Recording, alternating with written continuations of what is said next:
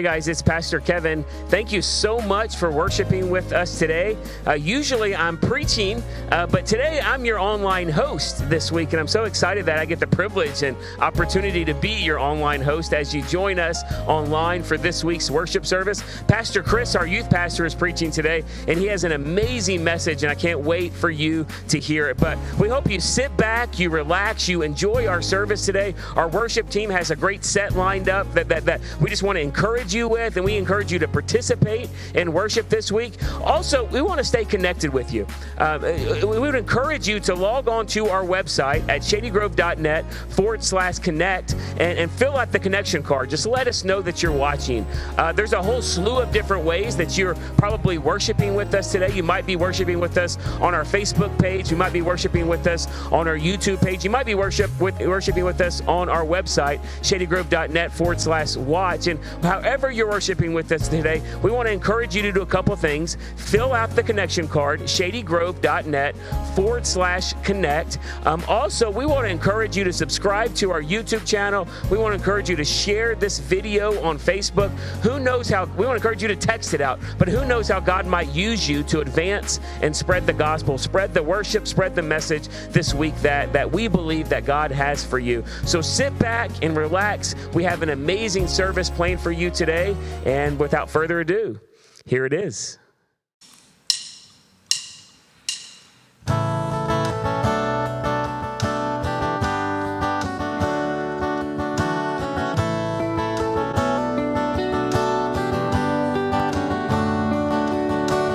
Father of kindness, you have poured out grace.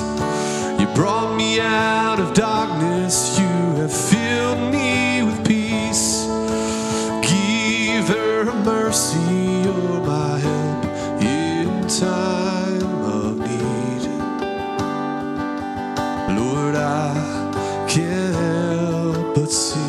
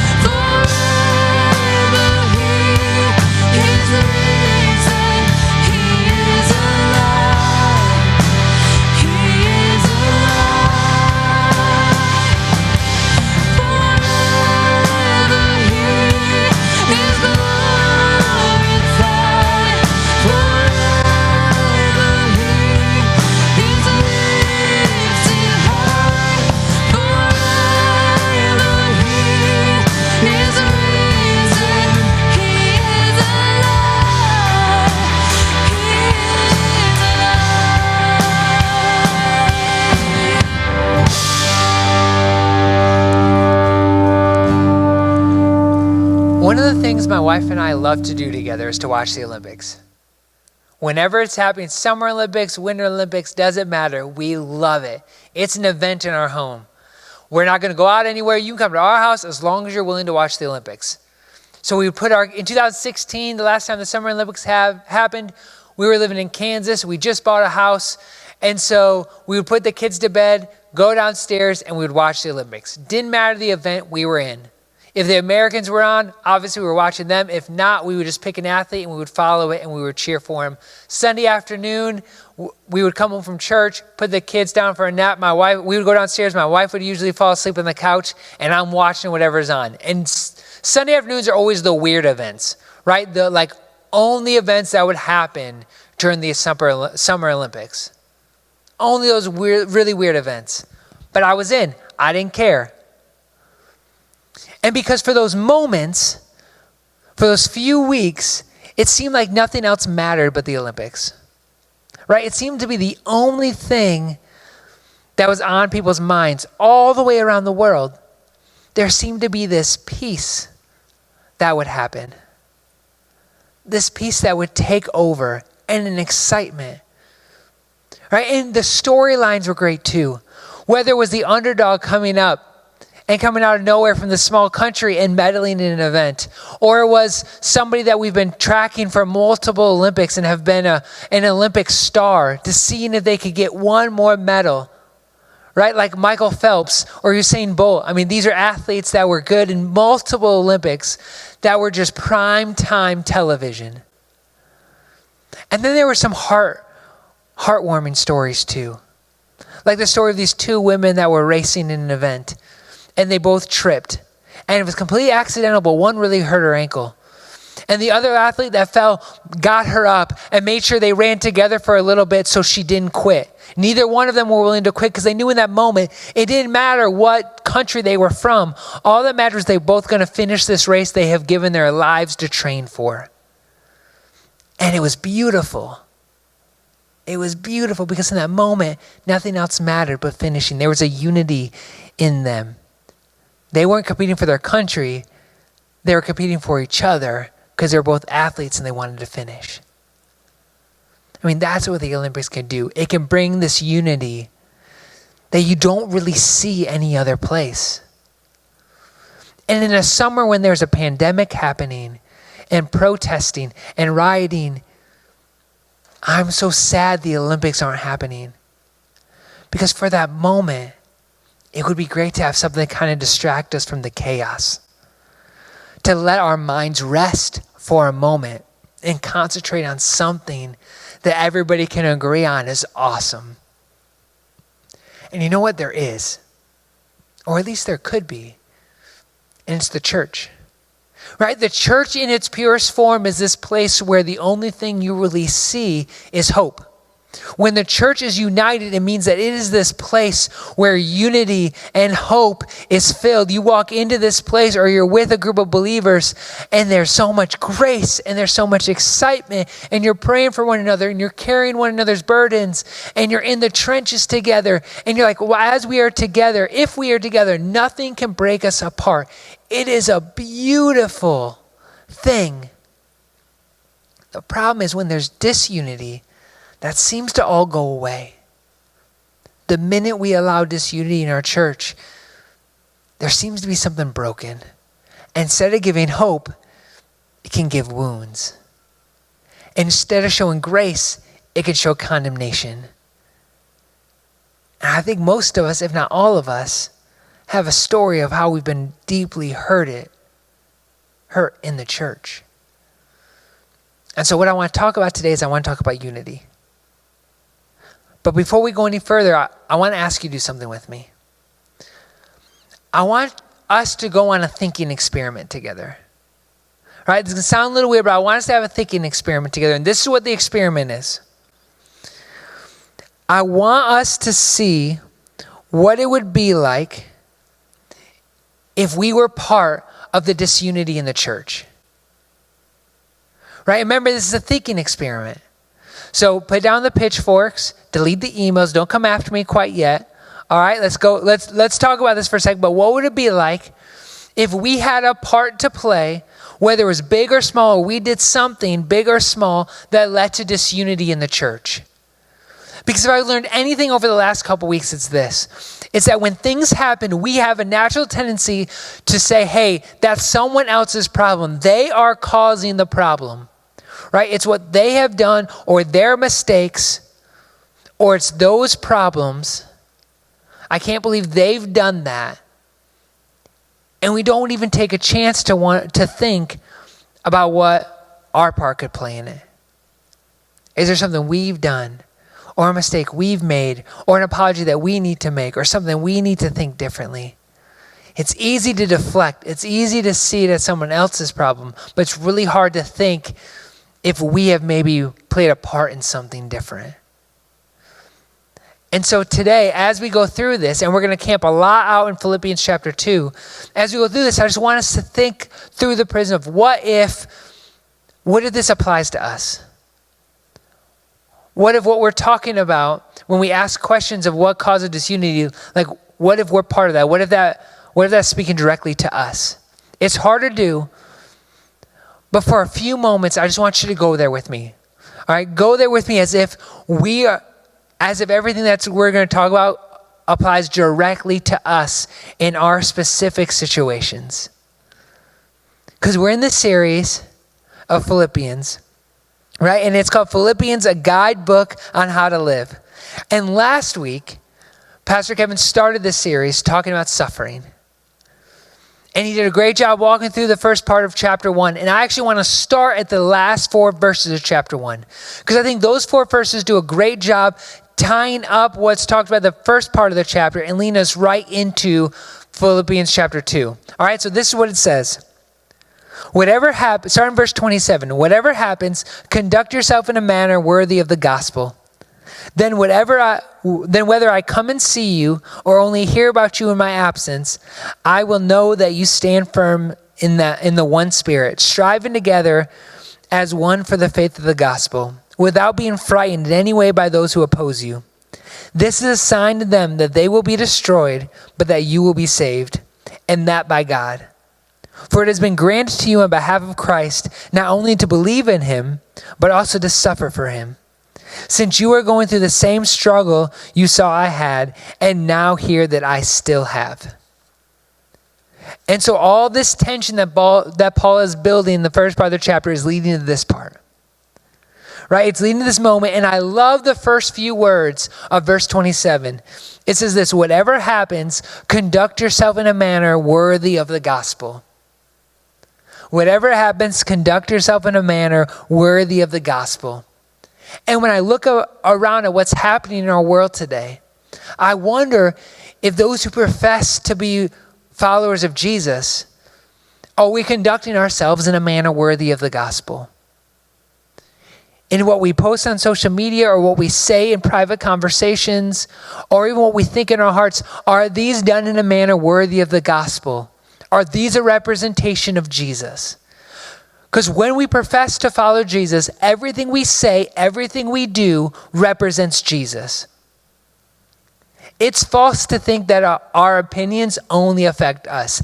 Everything we do, everything we say affects someone else. Everything. Nobody's in a box. And if we profess to be Christians, it's exactly the same way. Everything we say, everything we do reflects back on Jesus. And so when there's chaos and everyone's wondering and grasping for straws, when we speak out or when we act or when we're in the presence of other people, are we doing it in a manner worthy of the gospel? Because it's really hard to do. And I'm being vague on purpose. And this is why. Is because right now, you're probably thinking of specific situations. Right? You're thinking of specific situations, whether it's pandemic or protesting or rioting. These are specific situations of things happening today that affect us, that people have a lot of opinions on and people are stressed out about. But thousands of years ago, when these words were written, there were different problems and different situations that were stressing people out. In 20, 30 years from now, there's going to be new problems and new situations that are going to stress people out. as long as there's sin in the world, there's things that separate us from each other. There's things that separate us from God. That's constantly trying to bring disunity in the church. And so every time we speak into those things, we need to do so in a manner that's worthy of the gospel. And that's so hard to do. But I think as we lead in to the unity of the church in Philippians chapter 2, I want us to think about that phrase of carrying ourselves in a manner worthy of the gospel.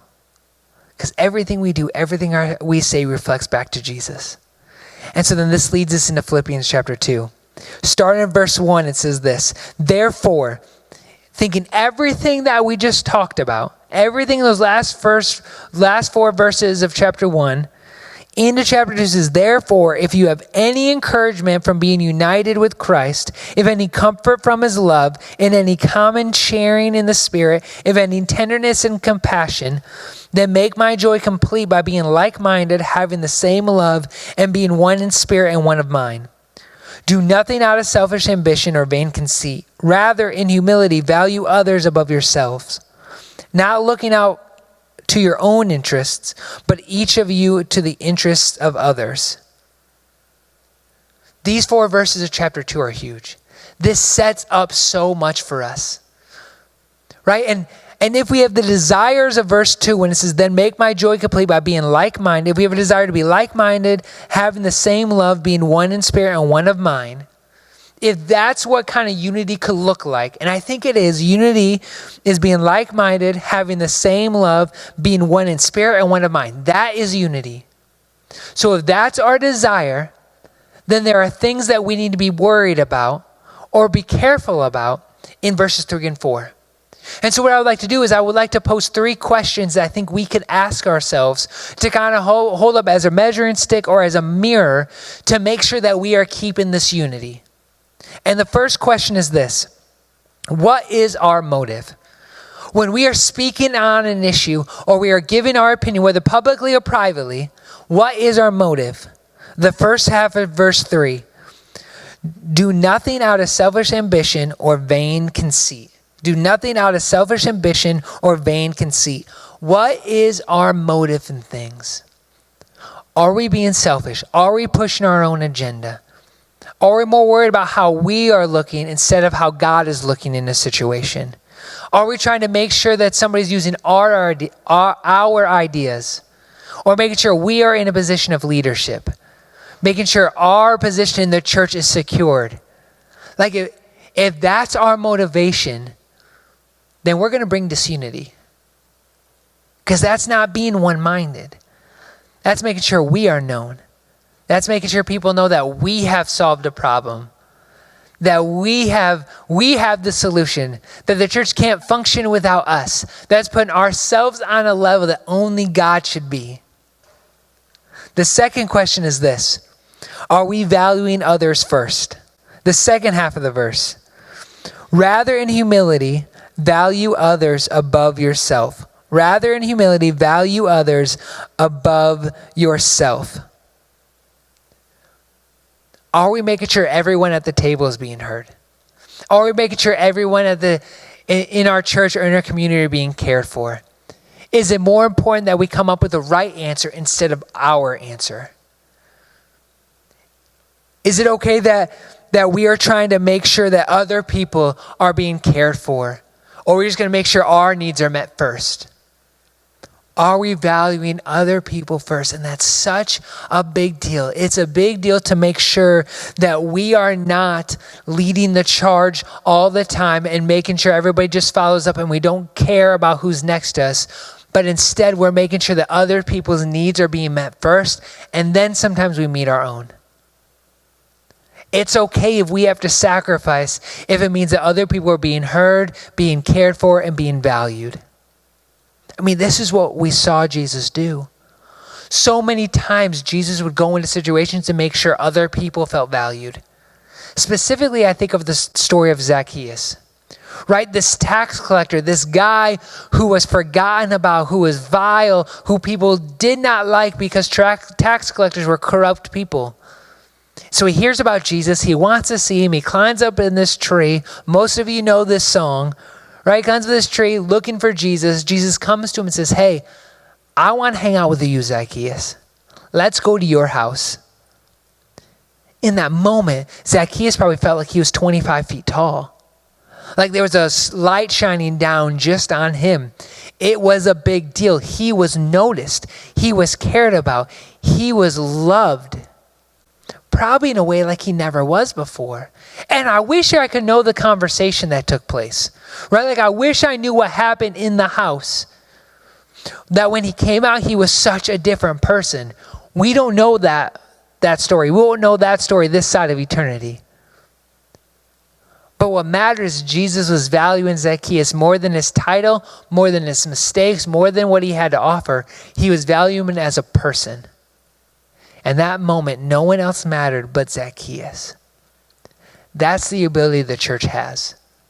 When the church is unified, we have a way of loving people in a way where we make them feel like they are 25 feet tall and they are the most special, most important person in the room. That's the heart of Jesus.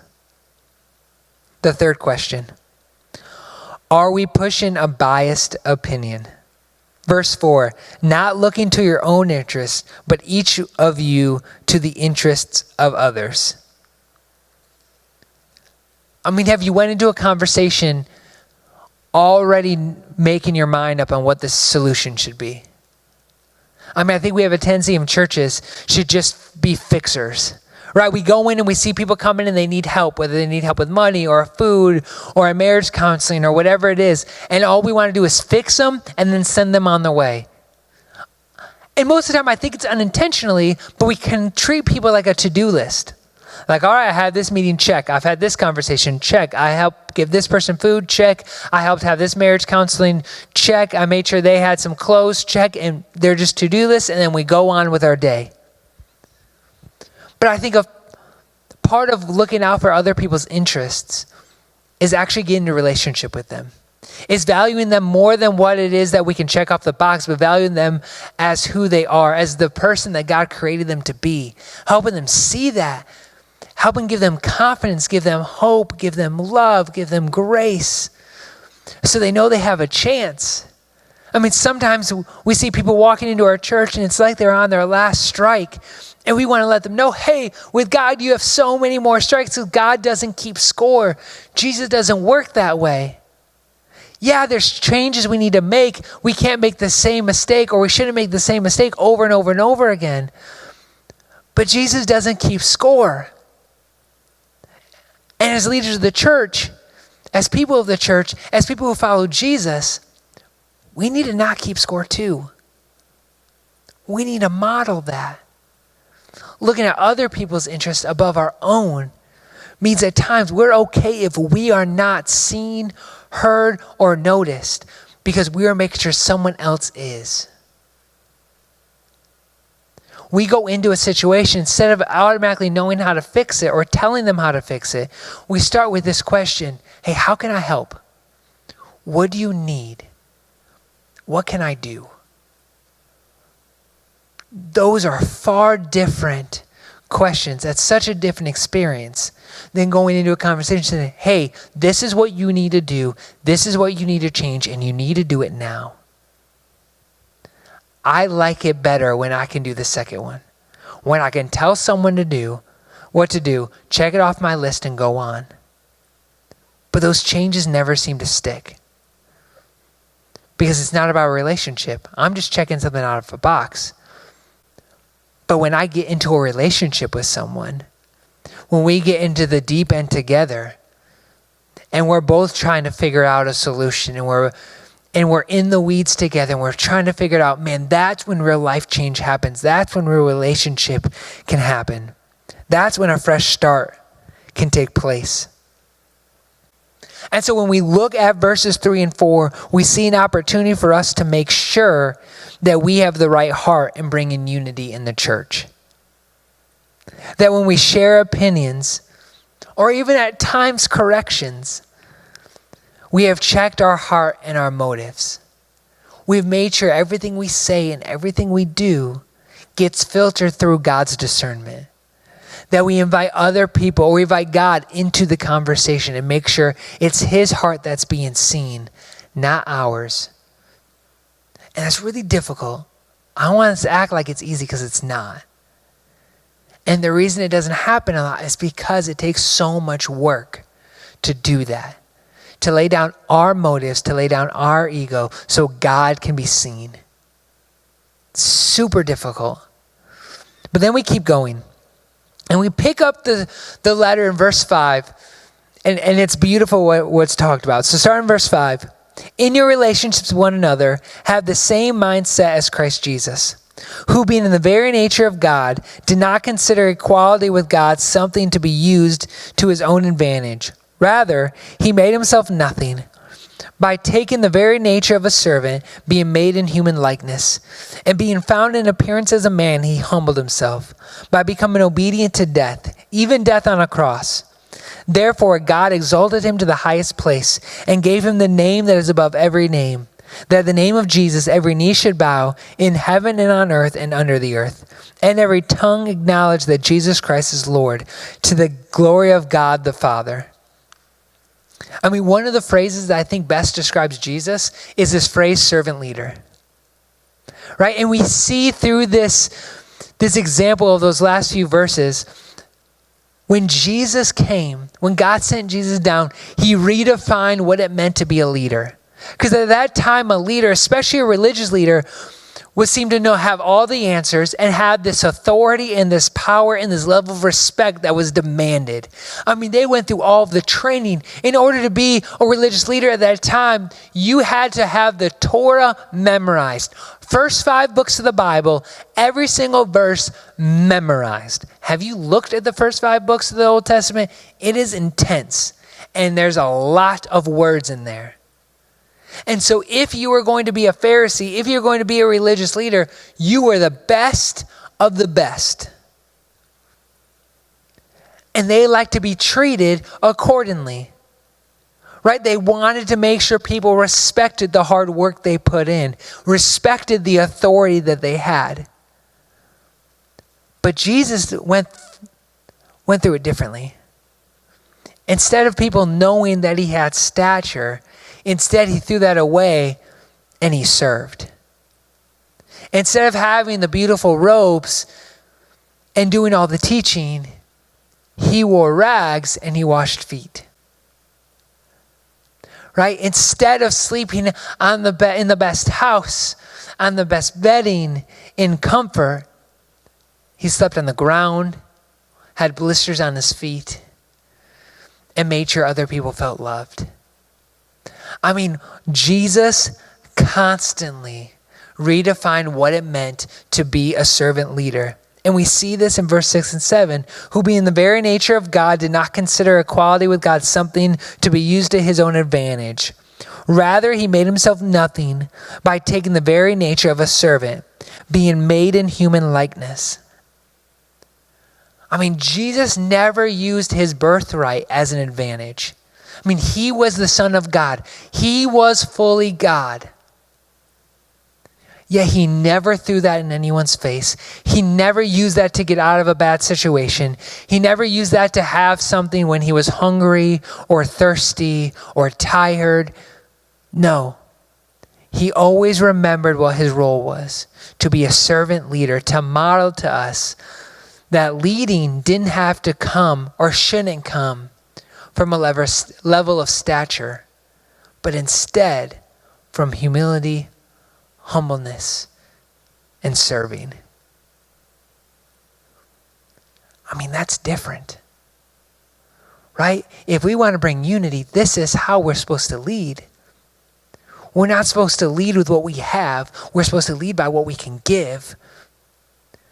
We're supposed to lead by being in the trenches with those that are entrusted in our care and in our community, and leading people like that instead of always feeling like we have the best answers, or we need to uphold certain traditions, or we need to make sure that people reach our level We need to go to their level and realize what we've done or what we've been in the past is irrelevant most of the time. Instead, it's what God has done now or what God can do now through these lives, through these people. This is our focus. This is how we bring unity to the church. This is how we keep unity in the church. We make sure we make the main things the main things. And the main thing is Jesus. His grace, his love, his sacrifice, his redemption, his salvation. That is what we're rooted in. Churches that are unified never forget that. Other things we'll figure out. Yes, there are standards at times. Yes, we have to think of things like money and budgets and all of those things. They're important. I get it. But in the root of it, at the end of the day, when we are held accountable one day, I really think it's going to be for the lives that we lead or we don't lead. Not on the balance of the budget or making sure that we've upheld certain traditions. We want to make sure that we lead a unified church to Jesus' feet, reflecting Jesus' heart, not pushing our own agenda. And it's really hard to do. I'm not trying to make it sound easy, because it's not. I know it's not. I fail in this a lot. With this being my career, it's really easy for me to want to make sure that I'm getting noticed, that my ideas are being used. But when I get in that headspace, I feel like God is constantly checking me and saying, hey, you might have said it, but it was my idea. God's saying, hey, it might have been your mouth, but it was my words. So I have no original ideas, right? Chris Michael has no original ideas. Everything I do comes from God. Every success I have, every time it feels like I've done well in ministry or as a parent or as a husband, it's because God has done a work in me. Because Chris Michael as a person is a mess. Chris Michael as a person brings disunity to a lot of places where I go. But Chris Michael is the Son of God. Yeah, that guy can do some work. That guy might do something for the kingdom one day. And so now we end the thinking experiment. Now it's back to real life. And now we reflect on what we've talked about. And I have two questions for you. The first one, what role do we play in with the unity of our church? It's no longer in theory anymore. Let's honestly evaluate what our role is in the community that we're a part of. What role do you play? Are you pushing your agenda? Or are you pushing God's agenda? Are you making sure you're known? Or are you making sure other people feel valued and loved? And it's really hard, and it's really pointed at times.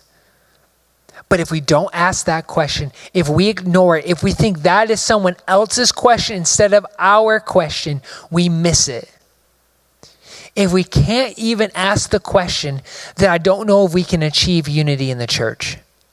We have to ask this. We have to constantly evaluate what our role is in the church. Are we helping or are we hindering? And if we are hindering, do we have the courage to admit it, ask for forgiveness, and allow God to change us? Because if not, man, we may keep our position in the church, but that church is going to be dying. That church is not going to be what God intended it to be. Because I believe God blesses unified churches, not divided ones. Second question, is there anything we need to correct? So if we do ask the first question and God convicts us, are we willing to make the changes? Whether that means asking someone else for an apology or saying, I'm sorry, or if it means at times we have to step back or get counseling or get help or get accountability, whatever it is, are we willing to make the corrections that we need to make in order to keep the unity of the church? Because if we miss that, man, there's so much that we are losing. Because when God sends people to our church, to our community, man, we have no idea the potential that they have, but God does. That's why he sends them to us. No one that comes into our community is meant to be there in isolation. Everybody has something to give. Everyone has something that God has given them, that God has blessed them with, that is in the betterment for us as a community as a whole. But if leaders of our church, if we do not step into that, if we do not bring that out of people, if we do not create an environment where we welcome other people's voices and other people's skills and gifts and talents, then I believe we rob people for the joy that God has for them. Because it's beautiful. It's beautiful, and we have to be willing to listen.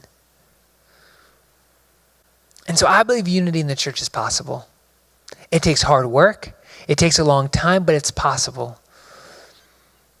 But it doesn't start with other people. It starts with us. We are the only ones that are accountable for our actions. One day we will be held accountable for our actions, not other people's, how we respond in times of chaos, how we respond in times of trouble, how we respond when people are asking for help and we either help them or ignore them. That's on us, not other people. And so will we be willing to do that? Will we be willing to do what we need to do to keep unity in the church? Let's pray. Father God, I thank you so much for today. I thank you for asking the hard questions, God. I thank you for the opportunity that we have just to dive in and really evaluate our heart and our motives. God, because I believe unity in the church is important. It's something that we absolutely can attain, but it takes everyone in our community in order to do it. It takes all of us asking the question about us, not about other people, Father. So God, as we navigate this, may we do so with your discernment, with your heart, with your passion. Unity is possible if we pursue you for it, God. In your name we pray, amen. Hey, I love you guys. I cannot wait to see and hear stories of how God has delivered you from pain that you have. And I hope to be able to walk with you if you want to know what it looks like to have unity in our church. I want to be part of that conversation. Let me or Pastor Kevin know. We would love to have those conversations with you. We love you guys. We'll see you next week.